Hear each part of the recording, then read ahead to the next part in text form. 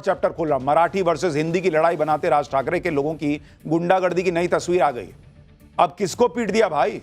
नव भारत के कैमरे पर मुसलमानों की राज ठाकरे को खुली चुनौती, वो कह दिया जो किसी ने सोचा ना होगा। राज ठाकरे ने जब से अपनी पार्टी बनाई है वो अपनी राजनीति की लाइन लेंथी तलाश है।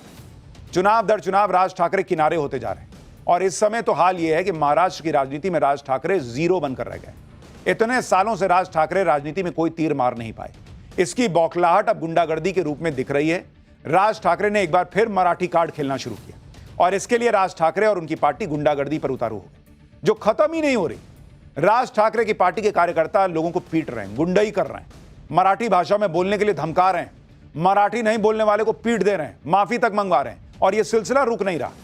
राज ठाकरे को लग रहा है कि मराठी भाषा के नाम पर गुंडागर्दी कर देने से उनकी पार्टी चर्चा में आ जाएगी और शायद बीएमसी चुनाव में कुछ सीटें आ जाए। राज ठाकरे के लोग जिन लोगों को मार रहे हैं उसमें ज्यादातर हिंदू हैं। मुंबई और महाराष्ट्र के मुस्लिम इलाकों में राज ठाकरे के कार्यकर्ता जा भी नहीं रहे और यह आरोप मैं नहीं लगा रहा हूं, यह नीतीश राणे जैसे नेता लगा रहे हैं। बीजेपी आरोप लगा रही है कि राज ठाकरे का जोर सिर्फ गरीब हिंदुओं पर चल रहा है। मुस्लिम इलाकों में जाकर मराठी भाषा का ज्ञान नहीं दे पाते ये लोग। उधर मुंबई के मुसलमान खुल के राज ठाकरे को चुनौती दे रहे हैं। मुसलमानों ने वो कह दिया है जो राज ठाकरे सोचे भी नहीं होंगे। कुल मिलाकर राज ठाकरे और उनकी पार्टी मराठी भाषा के नाम पर गजब का हंगामा मचाए हुए। पर अब क्या नया हुआ है? इस गुंडागर्दी की कौन सी नई तस्वीर आई है? मुसलमान कैसे राज ठाकरे को चैलेंज दे रहे हैं?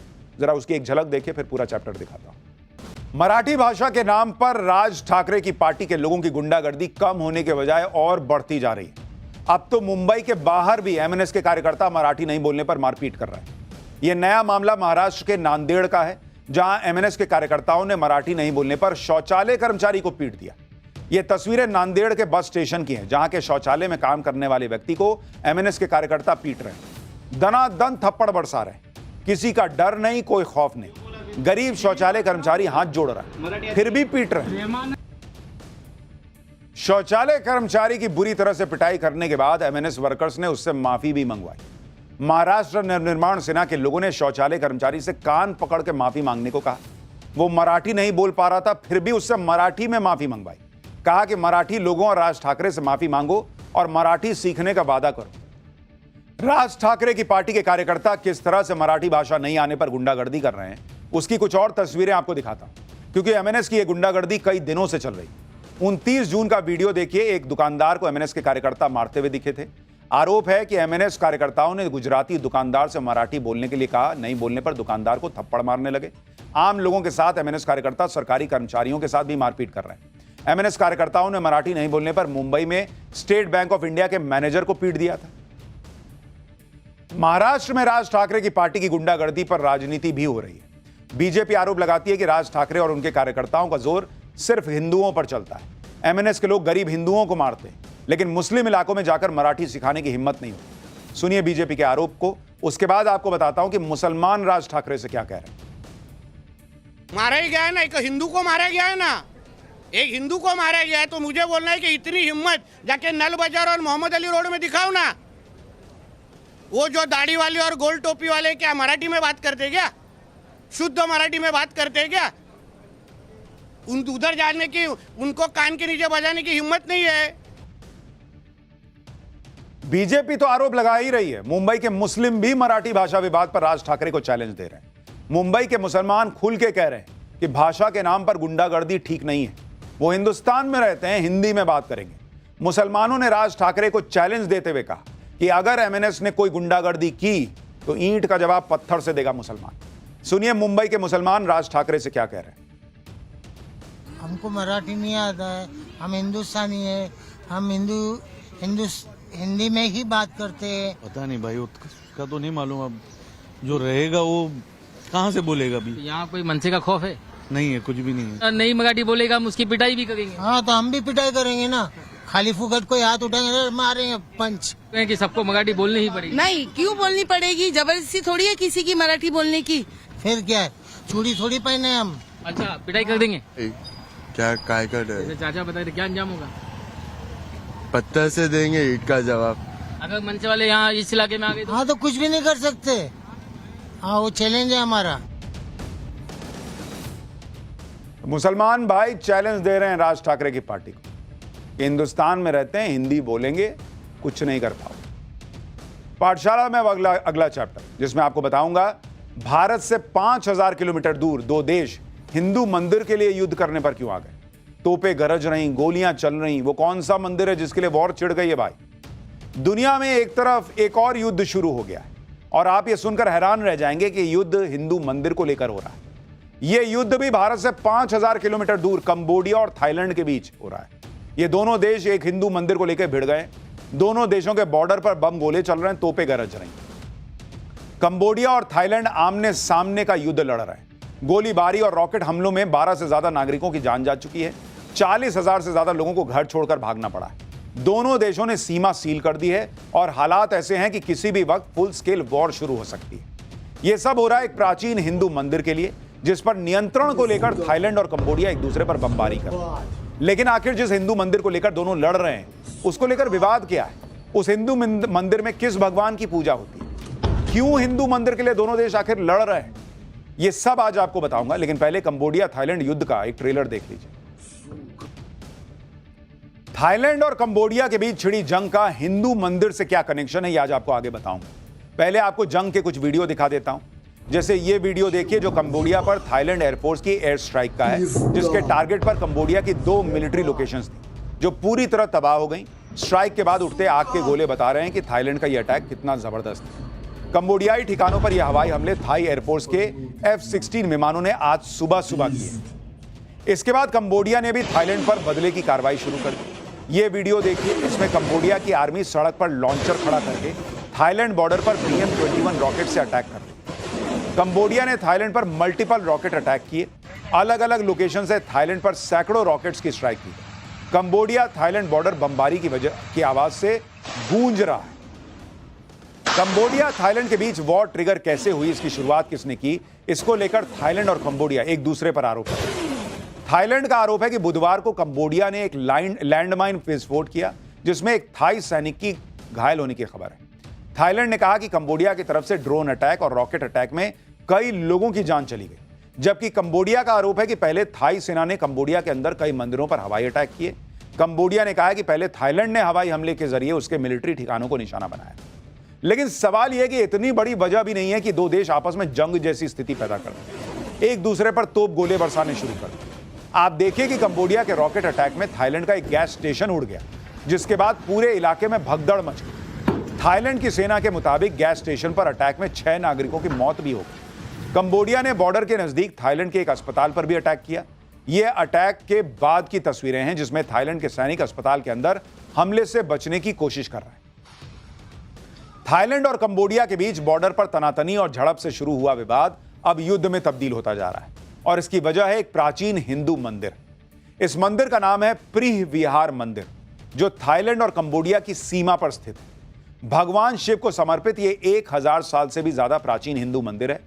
प्रीह विहार एक संस्कृत शब्द है जिसका मतलब होता है पवित्र धार्मिक उपहार। इतिहासकारों के मुताबिक इस मंदिर को 9वीं से 11वीं सदी के दौरान बनाया गया था। प्रीह विहार मंदिर थाईलैंड और कंबोडिया की सीमा पर डोंगरेक पहाड़ियों की चोटी पर मौजूद है। यह मंदिर खमेर साम्राज्य के समय का है, जिसकी सीमाएं आधुनिक कंबोडिया के अलावा थाईलैंड के कुछ हिस्सों तक फैली थी। शुरुआती समय में यहां पर भगवान शिव की पूजा होती थी, लेकिन बाद में इसे बौद्ध धार्मिक परिसर में बदल दिया गया। यह मंदिर यूनेस्को की सांस्कृतिक धरोहरों की सूची में शामिल है। इस शिव मंदिर को लेकर थाईलैंड और कंबोडिया के बीच पिछले 118 साल से विवाद चल रहा है। यह मंदिर दोनों देशों के बीच जियोपॉलिटिक्स का केंद्र बना हुआ है, क्योंकि दोनों देश इस मंदिर पर अपना अपना दावा ठोकते हैं। इसका इतिहास भी आपको बता देता हूं। कंबोडिया और थाईलैंड एक दूसरे के साथ 817 किलोमीटर लंबा लैंड बॉर्डर शेयर करते हैं। इस लैंड बॉर्डर का मैप साल 1907 में फ्रांस ने बनाया, क्योंकि फ्रांस ने साल 1863 से 1953 तक कंबोडिया पर राज किया था। लेकिन थाईलैंड ने इस मैप का विरोध कर दिया, क्योंकि इसमें प्रीह विहार मंदिर को कंबोडिया की सीमा के अंदर रख दिया गया था। लेकिन थाईलैंड के विरोध के बावजूद साल 1962 में इंटरनेशनल कोर्ट ऑफ जस्टिस ने फैसला सुनाया कि प्रीह विहार मंदिर कंबोडियाई क्षेत्र में ही आता है। साल 2008 में यूनेस्को ने प्रीह विहार मंदिर को विश्व धरोहर का दर्जा दे दिया।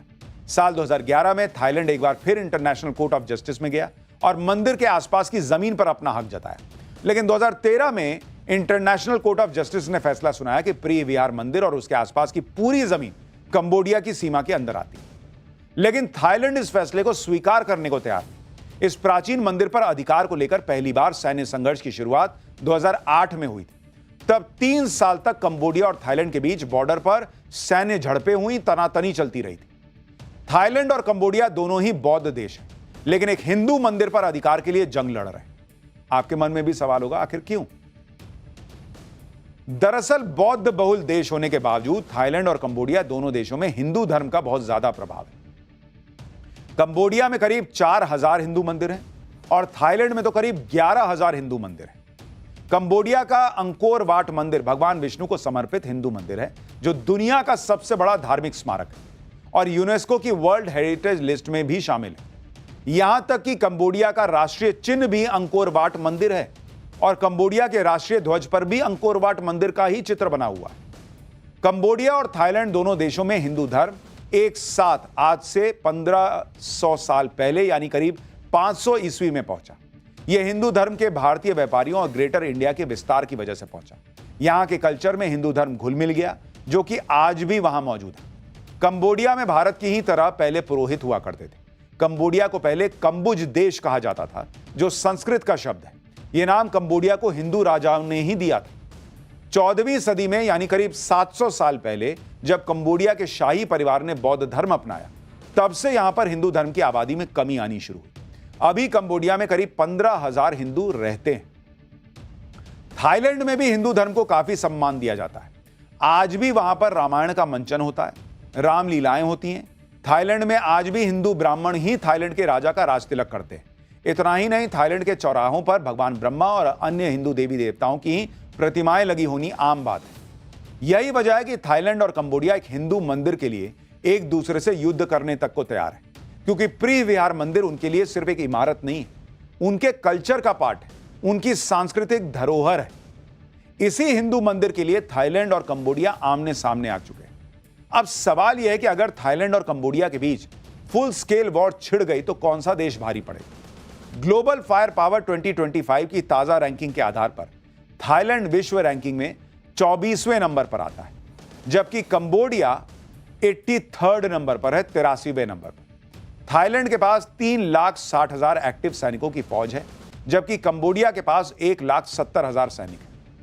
थाईलैंड की वायुसेना के पास F-16 जैसे फाइटर जेट हैं, कंबोडिया के पास कोई फाइटर जेट है ही नहीं। थाईलैंड के पास AH-1 कोबरा जैसे अटैक हेलीकॉप्टर हैं, कंबोडिया के पास पुराने MI-8 हेलीकॉप्टर हैं।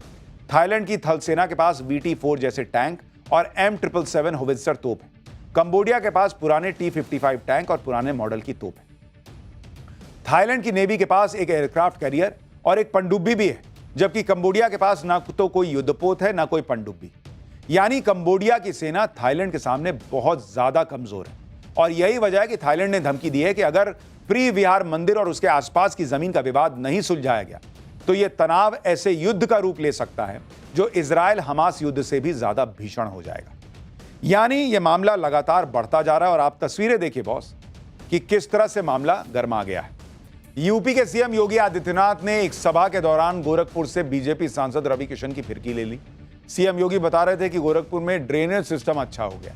पहले तो नाला बड़ा करने जाओ तो लोग उसमें बसे हुए मिलते थे, जैसे रवि किशन ने नाले के ऊपर घर बना लिया था। यह सुनकर वहां मौजूद सभी लोग हंसने लगे। सुनिए एक बार। जब बड़े कोई नाला को बनाना होता है तो उस नाले में पहले से लोग बसे होते हैं। जैसे रामगढ़ ताल में रवि किशन ने नाले के ऊपर घर बनाया हुआ है। बात होती है भरोसे की। वोट बैंक वाली पॉलिटिक्स के लिए सिर्फ 2 ही टूल हैं मोदी से मुकाबला करने के लिए, एक जाति और दूसरा मुस्लिम वोट बैंक। जबकि मोदी की राजनीति दिखाने के बजाय काम करने की ज्यादा है। चाहे मालदीव जाना हो या फिर इससे पहले दूसरे मुस्लिम देशों की यात्रा हो, पीएम मोदी ने यह सब इसलिए नहीं किया कि इससे मुस्लिम वोट बैंक शिफ्ट हो जाए। यात्राओं और ट्रेड डील के पीछे मकसद बस एक था, राष्ट्रहित और परस्पर हित। यह बात मालदीव के राष्ट्रपति मोइजू को समझ में आ गई। मालदीव में इंडिया आउट कैंपेन चलाने वाले मोइजू अब पलके बिछाए बैठे हैं भारत के लिए। जिस तुर्की और चीन के भरोसे थे, उनसे मालदीव को सहायता मिल नहीं पाई। आगे कौन आया? भारत और मोदी। इसलिए कहते हैं कि झूठे नैरेटिव तो गढ़ने की लड़ाई हो सकती है कि सच को कुछ दिनों या सालों के लिए छुपा दिया जाए, लेकिन सच आखिरकार सामने जरूर आता है। पिछले 1 दशक में दुनिया के ज्यादातर मुस्लिम देशों के साथ भारत के संबंध मजबूत हुए, लेकिन यहां के मुस्लिम लीडर और सो कॉल्ड लिबरल इकोसिस्टम इस तथ्य को इग्नोर कर देते हैं। क्यों? क्योंकि नैरेटिव सेट करना है कि मोदी एंटी मुस्लिम है।